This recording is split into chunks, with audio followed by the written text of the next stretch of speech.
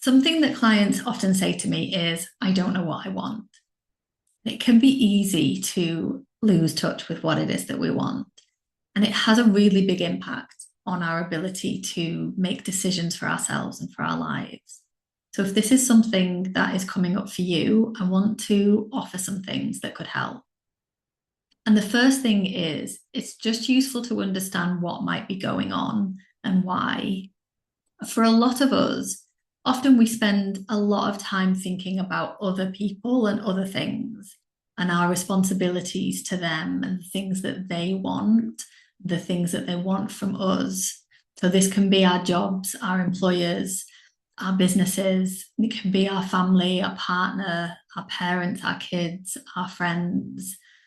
It can just be our to-do list, the things that need doing around the house. We spend a lot of time thinking about things that are wanted from us.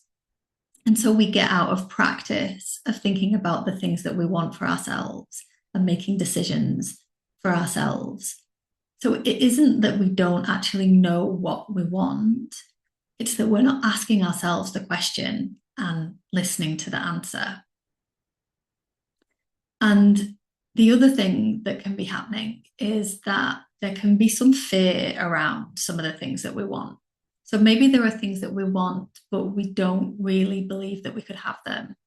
Or maybe if we went after them, we think it would be difficult. Maybe it would involve some kind of failure or potential failure, maybe some embarrassment or disappointment. And our brain wants to protect us from that.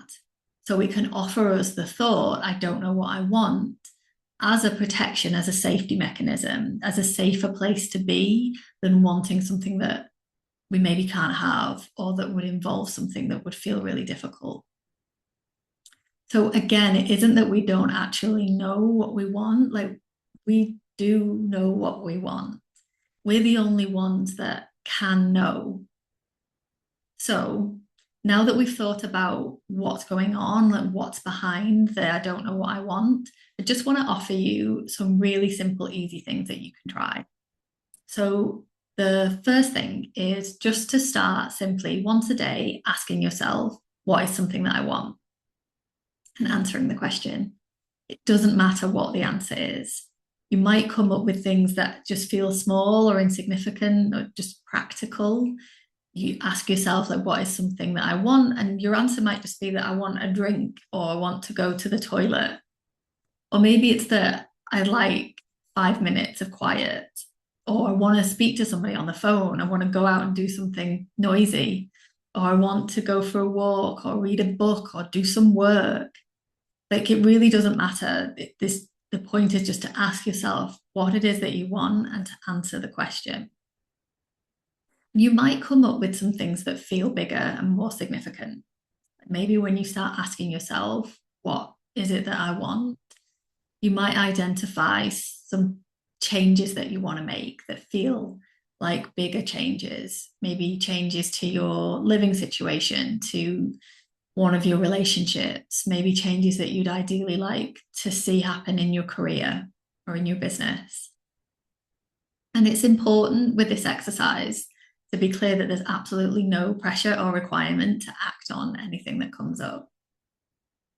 We want to be really mindful of any fear that might be around, and we want to just create loads of safety for that here by just deciding together now before you go and do this exercise that you don't have to do anything that comes up when you ask yourself the question, what do I want?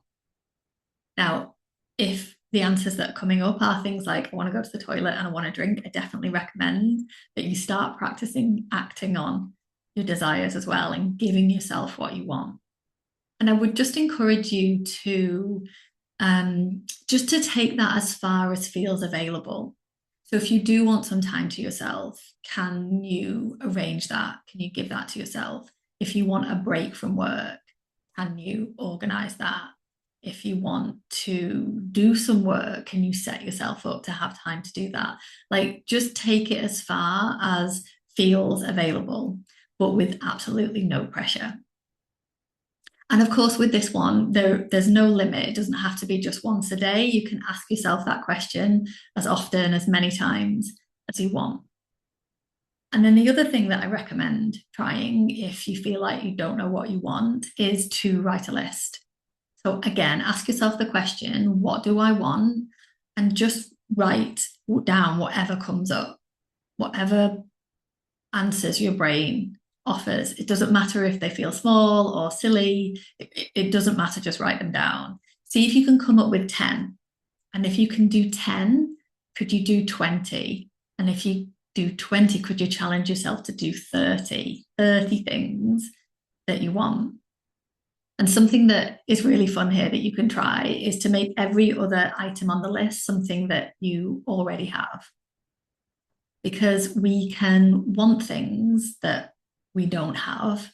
And that's usually what we think about when we think about things that we want, or we're asking ourselves what we want. We think about things that we don't have or that we don't have yet.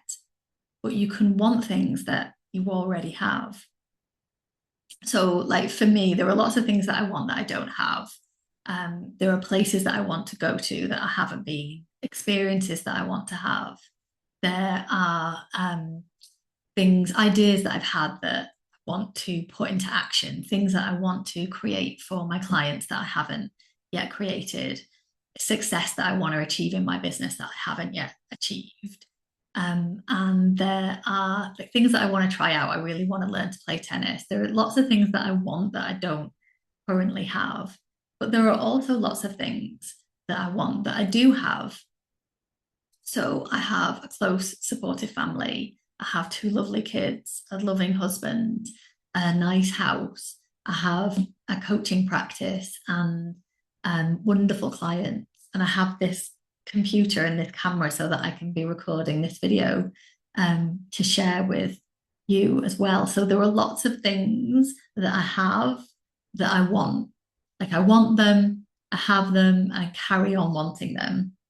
So if you're struggling to find things that you want, this can be a really good way in to find the things that you want that you already have, like that you would miss if you didn't have in your life anymore. And it feels really good to notice the things that we have and want, because it's just a really nice way to appreciate what we already have. So you can bring the two together here, like alternate between things that I want that I don't have and things that I want that I already have. Just build out your list that way. So these exercises are designed to get you listening to yourself, to bringing some focus to what it is that you want, and recognizing that you do know what that is, because that knowledge in itself is really important to have. Because if we know that we know what we want, then we can start getting clear on what that is. And then if we want to, we can start making decisions and taking action and supporting ourselves to create it, to get it.